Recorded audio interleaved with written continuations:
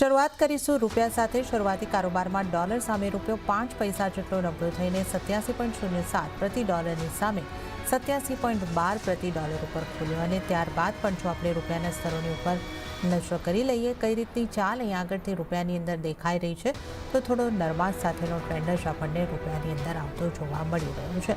87.15 ઉપર આપણે ડોલર રૂપીને જોઈ શકીએ છીએ અને ડોલર ઇન્ડેક્સની જો આપણે વાત કરી લઈએ તો 108ના આસપાસ કારોબાર કરતો આપણને દેખાઈ રહ્યો છે. આપણી સાથે ટ્રેડબુલ સિક્યોરિટીઝના ભાવિક પટેલ જોડાઈ ગયા છે. ભાવિકજી, સ્વાગત છે આપનું CNBC બજાર પર. Good morning. અને જે રીતે આપણે જોયું કે ટ્રમ્પના ટેરિફ લાગુ કરવાની મેક્સિકો અને કેનેડા પર વાત થઈ, ત્યાંથી એક મોટો ઉછાળો ડોલર ઇન્ડેક્સમાં આવ્યો, રૂપિયામાં નરમાશ આવી, ત્યાંથી એક મહિના માટે અહીંયા આગળથી પોઝ આવ્યો, પણ ચીન ઉપર ટેરિફ લાગુ કરવામાં આવ્યા અને રિટાલિએશન. તો આ ટ્રેડ વોરની એક આપણે અહીંયા આગળથી શરૂઆત જોઈ રહ્યા છે અને ઘણી બધી અનિશ્ચિતતાઓ છે. તો આની વચ્ચે આપણે કરન્સીને કેવી રીતે જોવી જોઈએ, અને આ જ સપ્તાહમાં આપણી RBIની પોલિસી પણ છે આગળ, તો કઈ રીતે આપ કરન્સીની ચાલને જોઈ રહ્યા છો? Good morning Janaji. Yes, last week પણ મેં કીધું હતું કે 87.25 સુધીનું મને લાગે છે કે કરન્સી આવી શકે છે, અને ઇનફેક્ટ આવ્યો હતો, બટ એક્સપેક્ટેડ જ હતું ઓન ધ લાઇન્સ, કારણ કે ટ્રમ્પ જે રીતે બોલી રહ્યા હતા ટેરિફની વાત, એ રીતે લાસ્ટ સેટરડે લોકોએ ટેરિફ પણ લગાવી, પણ એના પછી સમજોતું થયું, એટલીસ્ટ એક મહિનો જે છે એના માટે થોડું ડિફર કર્યું છે.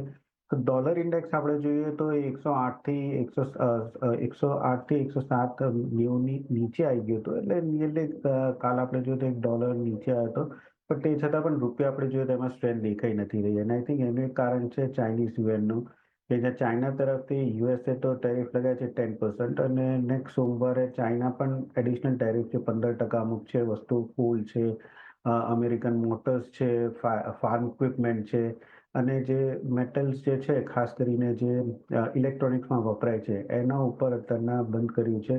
તો એ બધાના લીધે આપણે જોઈ રહ્યા છે કે ચાઇનીઝ યુએન વીક થઈ છે, અને આપણું કરન્સી પણ છે એની પાછળ જ વીક થઈ રહી છે. આ અઠવાડિયે RBIની પોલિસી છે ને, એક્સપેક્ટેડ ડાઉન ધ લાઇન છે કે એટલીસ્ટ એક રેટ કટ આવશે, અને જે રેટ કટ આવશે તો એ આપણે રૂપિયા માટે વીક જ દેખાઈ રહ્યું છે. એટલે હાલ અત્યારના મને રૂપિયામાં કોઈ સ્ટ્રેન્થ દેખાઈ નથી રહી. મને લાગે છે કે આ જે વીકનેસ છે એ કન્ટિન્યુ રહેશે. છેલ્લા 2 વર્ષમાં કમ્પેરેટિવલી આપણે જોઈએ તો આપણી કરન્સી તો બીજી બધી એશિયન કરન્સીસની સામે ઓછી ડેપ્રિશિએટ થઈ છે. એટલે મને લાગે છે કે RBI હજી પણ થોડીક વીક થવા દેશે, મોર એક્સપોર્ટને કોમ્પિટિટિવ રાખવા માટે. વધારે જે રિઝર્વ છે એ બગાડશે નહીં, ડોલર બગાડશે નહીં રૂપિયાને કંટ્રોલ કરવા માટે. એટલે ઓવરઓલ આ વીકમાં પણ મને લાગે છે કે જે વીકનેસ એ કન્ટિન્યુ રહેશે. 87.50થી 87.60 સુધીનું મને લેવલ દેખાઈ રહ્યું છે આ વીકમાં. ઓકે, તો આપણે અહીં આગળથી કરન્સીની વાત કરી કે કઈ રીતની ચાલ અહીં આગળથી દેખાઈ શકે છે. અને હવે જો આપણે સોનાના કારોબાર ઉપર નજર કરી લઈએ તો આપણે વૈશ્વિક બજારમાં સોનામાં રેકોર્ડ સ્તરે કારોબાર નોંધાયો છે, જ્યાં કિંમતો $2853 સ્તરની ઉપર પહોંચતી જોવા મળી રહી છે. અને સ્થાનિક બજારમાં પણ આપણને મજબૂતી દેખાઈ રહી છે. લગભગ $800 પ્રતિ ગ્રામની તેજી આપણે અહીં આગળથી આવતી જોઈ શકીએ છીએ. જો MCXની વાત કરીએ તો અહીંયા પણ 1% મજબૂતી બનવા જઈ રહી છે, અને સોનાની કિંમતોમાં એક સારો ઉછાળો આપણે અહીં આગળથી આવતો જોઈ શકીએ છીએ. 84,399 ઉપર સોનું, એટલે લગભગ 84,400ની આસપાસ આપણે અહીં આગળથી સોનાને જોઈ રહ્યા છીએ. એક મજબૂત રેલી અહીં આગળથી આવતી દેખાઈ રહી છે. તો US ચાઇના વચ્ચે ટ્રેડ વોર શરૂ થતાં સોનાને સેફ હેવન બાઇંગનો સપોર્ટ મળી રહ્યો હોય એવું લાગી રહ્યું છે. પણ વધારે ચર્ચા કરીશું ભાવિકજી સાથે. ભાવિકજી, તમે કઈ રીતે જોઈ રહ્યા છો? કોમેક્સ ઉપર પણ આપણે નવા હાઈસ તરફ કારોબાર કરી રહ્યા છે, અને અત્યારે આપણે MCX ઉપર પણ સોનામાં એક ઘણી ઝડપી મજબૂતી આવતી જોઈ રહ્યા છે. તો સોનાની આ મજબૂતીને તમે કઈ રીતે જોઈ રહ્યા છો? આ ટેરિફ વોરનું સેફ હેવન બાઇંગ આવી રહ્યું છે, કઈ રીતે ક્યાંથી સપોર્ટ મળી રહ્યો છે સોનાને? આઈ થિંક તમારો પોઈન્ટ બહુ વેલિડ છે. હાલ જે રેલી જે જોવા મળી રહી છે સોનાનું, એ ડેફિનેટલી આપણે સેફ હેવન બાઇંગનું જે દેખાઈ રહ્યું છે. કારણ કે ડિસ્પાઇટ આપણે સોમવારે જોયું કે મેક્સિકો અને કેનેડા તરફથી યુએસનું જે હતું વલણ, એ લોકોએ કીધું કે એટલીસ્ટ એક મહિનો ટેરિફ ઓછું કરશે. બટ એના છતાંય જે અનસર્ટનિટી છે હજી રહે છે, અને ગોલ્ડ સિલ્વરમાં એટલીસ્ટ ખાસ કરીને ગોલ્ડ જે છે એમાં આપણને તેજી યથાવત રહે છે. સેકન્ડ એક એ પણ છે કે ઘણા જે ઇન્વેસ્ટર્સ છે એ લોકોનું પોર્ટફોલિયો જે છે એ થોડુંક હેજ કરી રહ્યા છે, કારણ કે ઇક્વિટી માર્કેટ યુએસનું જોઈએ તો એ હિસ્ટોરિકલ હાઈ વેલ્યુએશન ઉપર છે. અને જે રીતે આ ટેરિફની ચાલી રહી છે વાત, તો ગમે ત્યારે અનસર્ટનિટી આવી શકે છે. તો ઇક્વિટી માર્કેટમાં જો કરેક્શન થાય તો એટલીસ્ટ લોકો એ એસેટ ક્લાસમાં શોધી રહ્યા છે કે જે વધારે ડિફેન્સિવ હોય, કે જ્યાં આવી અનસર્ટનિટી હોય તો એટલીસ્ટ એ વધારે મંદી ના થાય, તેજી થાય. અને એક એસેટ ક્લાસ એ ગોલ્ડ છે. એટલે ઘણા આપણે રિટેલ પાર્ટિસિપન્ટ પણ જોઈ રહ્યા છે કે એ લોકો અત્યારના એમનો એક્સપોઝર છે ગોલ્ડમાં થોડું વધારી રહ્યા છે ઇક્વિટી માર્કેટ સાથે સાથે. એટલે એટલીસ્ટ એમનો પોર્ટફોલિયો ડિફેન્ડ થઈ શકે છે. મને લાગે છે કે એ જ કરન્ટલી આપણે જોઈ રહ્યા છીએ. એટલે જ આપણે રેકોર્ડ બ્રેકિંગ પીજી જે છે કોમેક્સમાં અને એમસીએક્સમાં બેઉ કન્ટિન્યુ થઈ રહ્યું છે. અને આઈ થિંક એટલીસ્ટ 2 મહિના સુધી તો મને લાગે છે કે જ્યાં સુધી આ ટ્રેડનું કંઈક કોન્ફ્લિક્ટ ઓછું નથી થતું, કે માર્કેટને ક્લેરિટી નથી આવતી, ત્યાં સુધી ગોલ્ડમાં આપણને જે તેજી છે યથાવત જ રહેશે. એક્સપેક્ટેડ હતું કે આ વર્ષમાં 3000ના લેવલ સુધી આવી શકે છે ને 85,000નું લેવલ ગોલ્ડમાં એમસીએક્સમાં આવી શકે છે, જે તો હાલ અત્યારે આવી ચૂક્યું છે. એટલે ઓવરઓલ મને હજી પણ લાગે છે કે અહીંયાથી તેજી થઈ શકે છે. ઓવરઓલ આઈ થિંક કરેક્શન જે છે માઇન્યુટ આવશે પ્રોફિટ બુકિંગનો, પણ કોઈ પણ નેકેડ શોર્ટ કે શોર્ટ પોઝિશન ના લેવી જોઈએ. કોઈ પણ ડિપ મળે છે તો બાય જ કરવું જોઈએ. ઇન્ટ્રાડે પણ અરાઉન્ડ 83,900ની આસપાસ બાય જ કરી શકાય છે 84,300ના ટાર્ગેટથી, અને 83,700નો સ્ટોપ લોસ રાખી શકાય છે.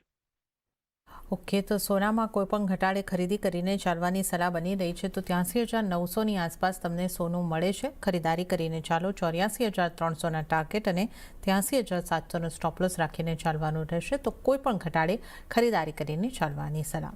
હવે વાત કરી લઈએ ચાંદીની. તો ચાંદીમાં પણ ઉછાળો આગળ વધતા વૈશ્વિક બજારમાં ભાવ $32 પાસે પહોંચ્યા છે. અને સ્થાનિક બજારમાં પણ જો આપણે કિંમતોની ઉપર નજર કરી લઈએ, સ્થાનિક બજારમાં ચાંદી જે છે 95,500ની ઉપર કારોબાર કરતી અહીંયા આગળથી દેખાઈ રહી છે. 95,700 સુધી ચાંદીની કિંમતો પહોંચતી દેખાય છે. પણ અત્યારે એને આપણે કહી શકીએ કે એક ફ્લેટિશ જેવું કામકાજ થતું જોવા મળી રહ્યું છે. તો મજબૂત ઇન્ડસ્ટ્રીયલ અને રિટેલ ડિમાન્ડને કારણે કિંમતોને સપોર્ટ મળતો દેખાયો છે. ભાવિકજી, ચાંદીને કઈ રીતે જોઈ રહ્યા છો અને ચાંદીમાં હવે તમારી કઈ રીતની સલાહ રહેશે? ચાંદીમાં આપણે ગોલ્ડ સિલ્વર રેશિયો જોઈએ તો એ ડેફિનેટલી દેખાડી રહ્યો છે કે ચાંદી ઘણી જ અંડર વેલ્યુ છે સોનાની કમ્પેરિઝનમાં. અને અહીંયા એટલે શોર્ટ ટર્મમાં ચાંદી આઉટપરફોર્મ થઈ શકે છે. બટ એ ઘણીવાર ગોલ્ડ સિલ્વર રેશિયો હોય છે એક્સ્ટ્રીમ પણ જતો હોય છે. એટલે હાલ અત્યારના હજી પણ સેફ હેવન ડિમાન્ડ તરીકે મને સોનું વધારે પ્રેફરેબલ છે. બટ ઓવરઓલ ચાંદીની આપણે પણ ચાલ જોઈએ તો યુઝ્યુઅલી સોનુનું જ એક ચાલને મિરર કરતી હોય છે.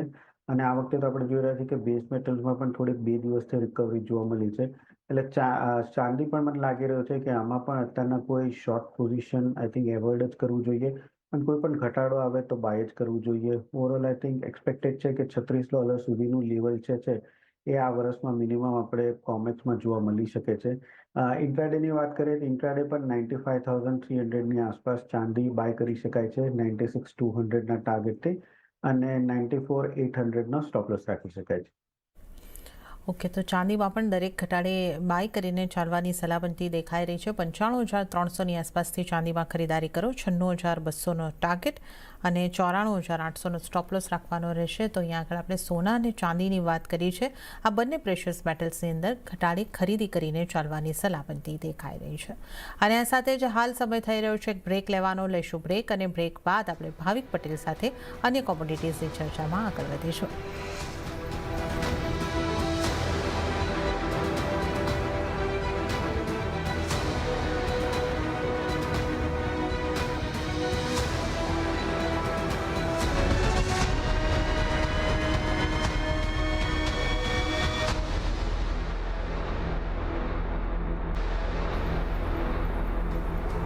વિરામ બાદ કોમોડિટી લાઈવમાં આપનું ફરી એક વખત સ્વાગત છે. અને આજે કોમોડિટીઝ અંગે ચર્ચા કરવા આપણી સાથે ભાવિક પટેલ જોડાયેલા છે. તો મેટલ્સના કારોબારની આપણે વાત કરી લઈએ. શરૂઆતી કારોબારમાં સ્થાનિક બજારમાં મેટલ્સ તરફથી મિશ્ર સંકેતો મળ્યા, અને જ્યાં ઝિંકમાં ફ્લેટો નેગેટિવ કારોબાર રહ્યો, પણ બાકીની મેટલ્સની અંદર આપણને લીલા નિશાનની અંદર કારોબાર થતો જોવા મળી રહ્યો છે. જોકે વૈશ્વિક બજારમાં કોપરની કિંમતો વધીને 2 સપ્તાહના ઉપલા સ્તરે પહોંચી છે. યુએસમાં ફેક્ટરી એક્ટિવિટી વધતા મેટલ્સની કિંમતોને સપોર્ટ મળ્યો છે. ભાવિકજી, તમે કઈ રીતે અહીંયા આગળથી મેટલ્સ, બેઝ મેટલ્સની જો આપણે વાત કરીએ, મેટલ્સને જોઈ રહ્યા છો, કઈ મેટલમાં હવે કઈ રીતે અહીંયા આગળથી કારોબાર કરવો જોઈએ? કારણ કે ડોલર ઇન્ડેક્સ પણ આ ટ્રેડ વોરની અનિશ્ચિતતામાં વોલેટાઇલ રહી રહ્યો છે. આઈ થિંક 2 દિવસથી આપણે કોપરમાં એક સારું રેલી જોવા મળ્યું છે અને આજે ચાઇનીઝ માર્કેટ ઓપન થયો છે પણ સરપ્રાઇઝિંગલી બેઝ મેટલ્સમાં કોઈ ગિરાવટ જોવા નથી મળી. એટલે મને લાગે છે કે કોપર એક સારું સ્ટ્રેન્થ દેખાઈ રહ્યું છે કે જેમાં બાય કરવા જોઈએ. ગઈકાલે આપણે જોયું કે ડોલર ઇન્ડેક્સમાં થોડીક વીકનેસ આવી છે અને ચાઇના તરફથી જે ટેરિફ ઇમ્પ્લિમેન્ટ થવાના છે એ નેક્સ્ટ મંડે એટલે કે 10 ફેબ્રુઆરી કરવાના છે. એટલે એની પહેલા પણ વચ્ચે ટાઈમ છે કે એ લોકો યુએસ ને ચાઇના કંઈક નિગોશિએટ કરીને ટેરિફ પાસ કરી શકે છે. એટલે જ જોતા આપણે લઈ રહ્યા છે કે કોપરમાં કોઈ ખાસ વેચવાલી દેખાઈ નથી રહી.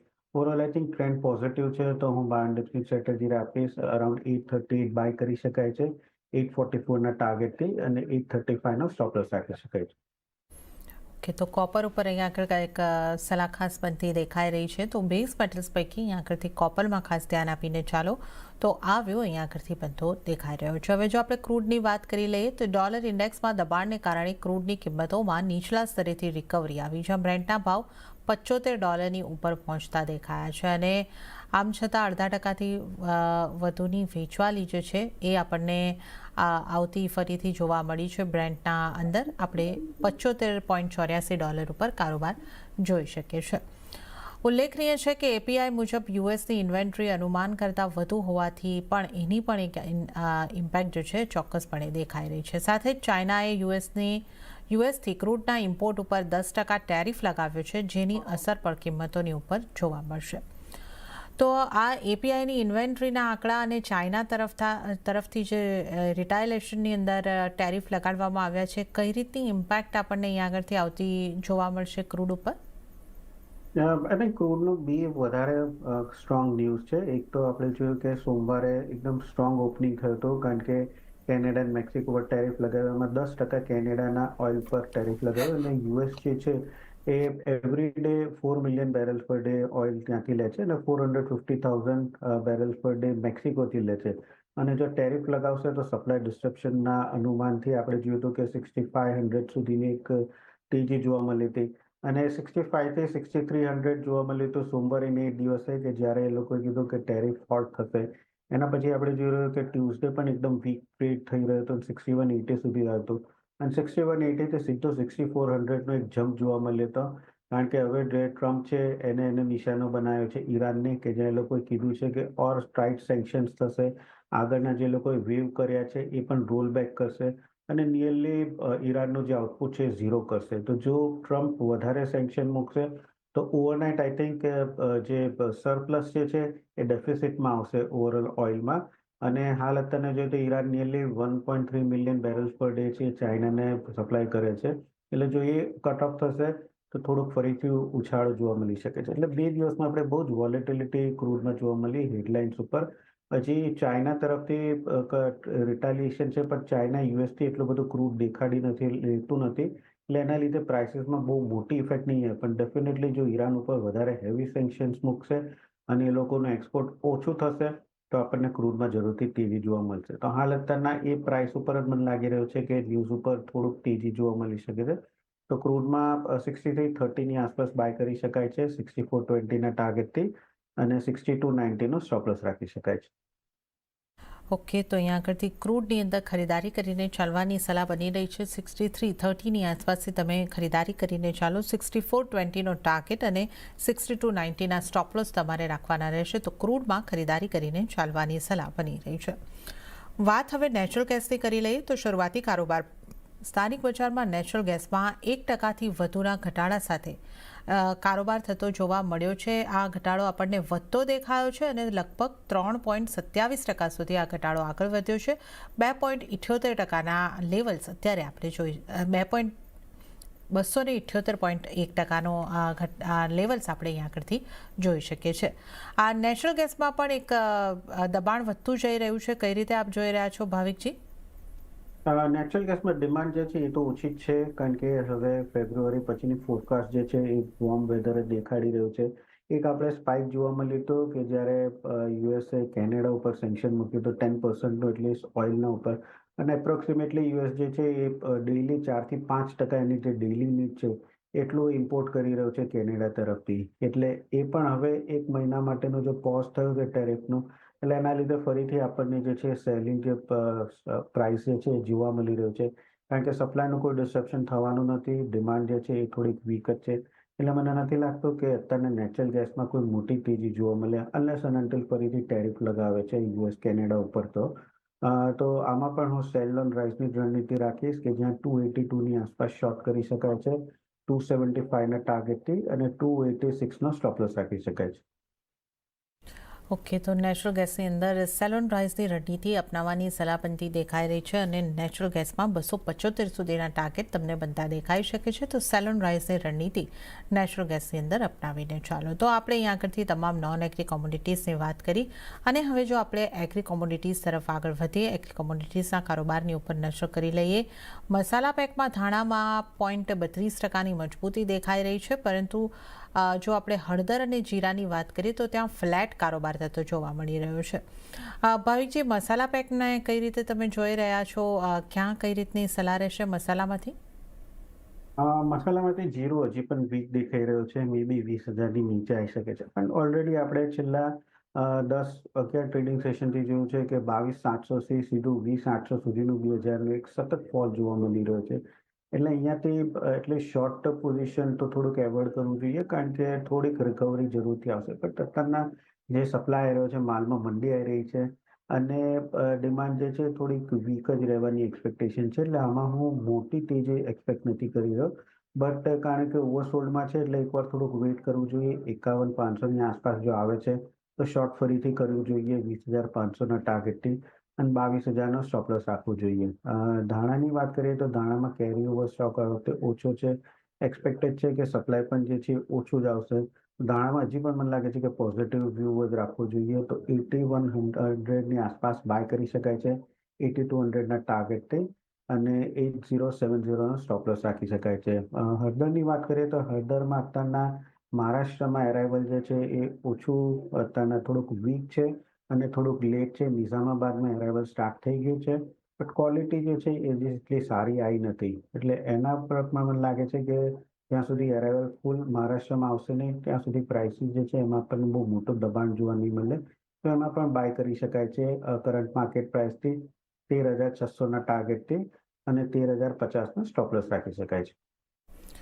ઓકે, તો અહીંયા આગળથી સલાહ જે બનતી દેખાઈ રહી છે. જીરામાં વેચીને કારોબાર કરવાનો છે 20,500ના ટાર્ગેટ માટે. ધાણામાં ખરીદારી કરવાની છે 8,200ના ટાર્ગેટ માટે અને હળદરની અંદર પણ આપણે સેલ કરવાની જ સલાહ, માફ કરશો, બાય કરવાની સલાહ બનતી દેખાઈ રહી છે. તો આ અહીંયા આગળથી આપણે લાઈવ દ્રશ્ય જોઈ રહ્યા છે. વડાપ્રધાન મોદીએ પ્રયાગરાજમાં સંગમમાં આસ્થાની ડૂબકી મારતા આપણે જોઈ રહ્યા છે લાઈવ દ્રશ્યો પ્રયાગરાજથી CNBC બજાર પર. વડાપ્રધાન નરેન્દ્ર મોદીએ સંગમમાં આસ્થાની ડૂબકી મારી રહ્યા છે.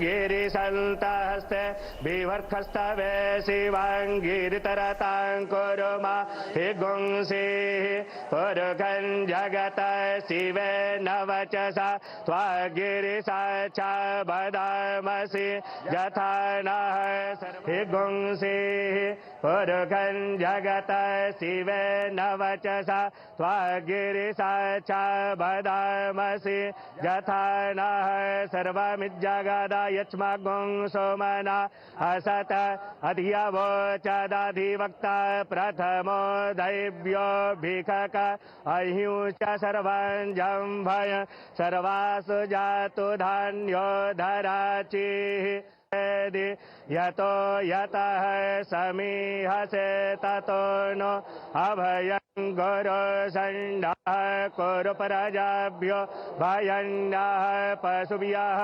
विषवानिदेवसवितद्दुरितानि परशुभ जद्वदरन्तर्ण अशुभ हरिः ॐ नमस्ते रुद्रमण्यव उतोत इघवे नमः बाहुभ्यामुतते नमः जाते रुद्रशिवा तनूरघोरा पापकाशिनी तया नस्तन्वा सन्तमया गिरिसन्ताभिचाकसीः जामिखुङ्गिरिसन्तहस्ते बिभर्खस्तवे शिवाङ्गिरितरतां कुरु मा हि गुंसिः पुरुखं जगत शिवे न वचसा त्वागिरिसाक्षा वदामसि यथा नः सर्वमिज्जगदायच्मगुं सोमना असत अधियवोचदधिवक्ता प्रथमो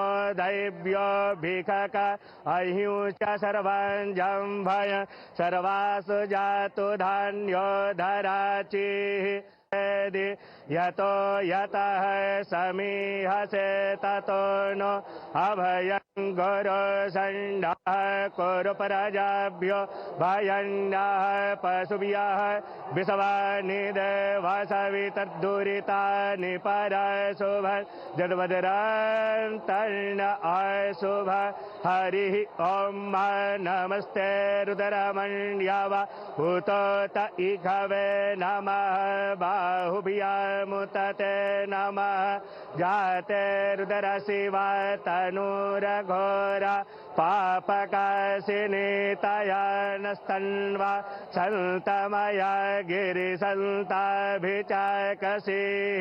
जामिखुङ्गिरिसन्तहस्ते बिभर्खस्तवे शिवाङ्गिरितरतां कुरु मा हि गुंसिः पुरुखं जगत शिवे न वचसा त्वागिरिसाक्षा वदामसि यथा नः सर्वमिज्जगदायच्मगुं सोमना असत अधियवोचदधिवक्ता प्रथमो दैव्यो भिखक अहिंश्च सर्वं जम्भय सर्वासु जातु धान्यो धराचिः यतो यतः समीहसे ततो नो अभयं गुरु सण्डः कुरु प्रजाभ्यो भयन्नः पशुभ्यः विषवानि देवसवितर्दुरितानि परशुभ તો આપણે લાઈવ દ્રશ્યો નિહાળ્યા કે આપણે પ્રયાગરાજની અંદર મહાકુંભમાં પીએમ મોદી પણ સહભાગી થયા હતા અને એમણે પણ આસ્થાની ડૂબકી